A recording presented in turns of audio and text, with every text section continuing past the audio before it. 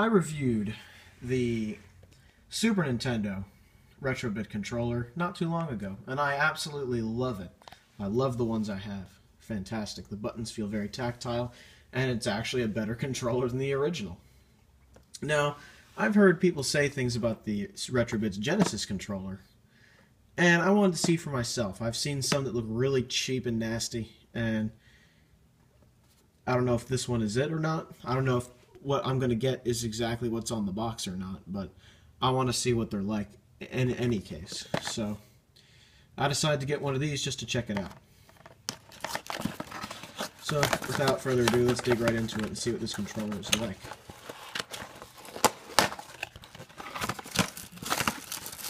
A one-handed unboxing here.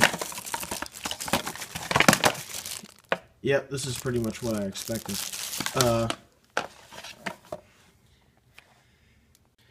I see one problem. Here's the controller itself.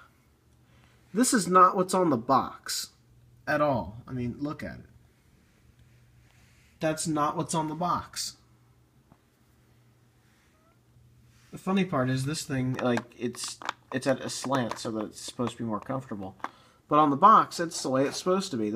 It's complete false advertising, in my opinion. But this is what I saw online, so it's no surprise to me. I just thought I'd point that out because that's kind of funny. The controller itself is very cheap. The plastic molding is not that high a quality. The plastic itself feels like a 90s toy. To be honest with you, yeah, it feels like one of those 90s toys with that 90s plastic. The D-pad does not feel that bad, actually. I just wish it wasn't slanted like this, because that's just stupid. Yeah, I don't like the slant on this controller at all. Of course, the buttons, I have to admit, the buttons are very tactile. But at the same time, they're very loose. You can just hear it. The buttons are very loose. I mean, you can just, they're so darn loose. I mean, look at this.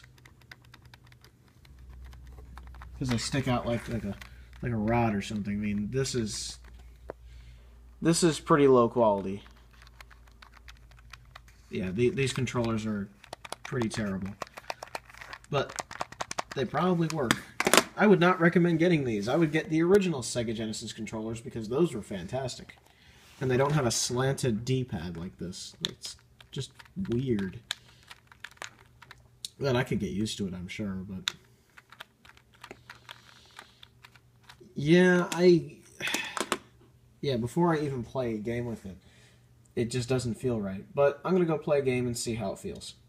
Okay, I've played a little bit of Calibri with this controller, and I gotta say, even going through the menus was ridiculous. Because this thing is slanted, it makes going through the menus that much more difficult, and if you're not used to that, and you're used to the regular controller where it's the right way, like this, as opposed to this, then that's going to throw you off big time. Like, they should have really just stuck to the original design with the D-pad a little bit better. As far as the face buttons go, these are fine. I mean, they're a little bit loose and kind of cheap, but you know, you can play games with them. I mean, the buttons are tactile. They're a little bit loose, but you know, they're perfectly usable. I can play any game with these face buttons. That's no big deal. But this D-pad, I think, is what ruins this controller.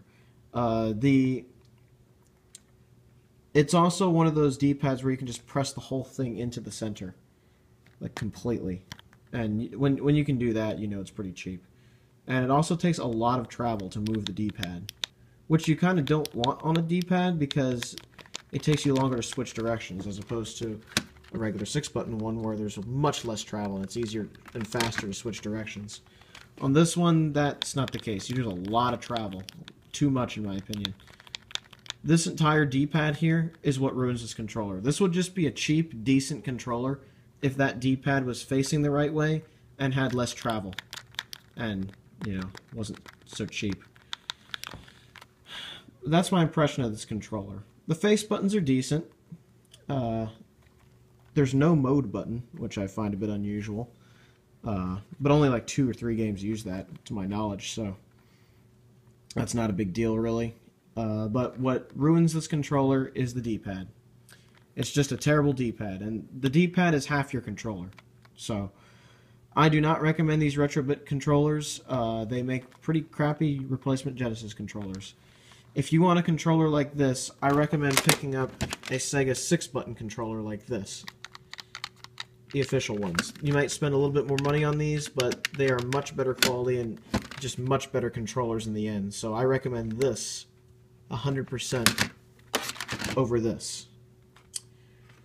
So that's my review of this controller. I do not recommend these. Get the originals. Generally with Sega Genesis, getting the originals is better. There are obviously some exceptions, but in this case, that is definitely true. Stick with the original controllers when it comes to the Genesis if you want to get a 6-button.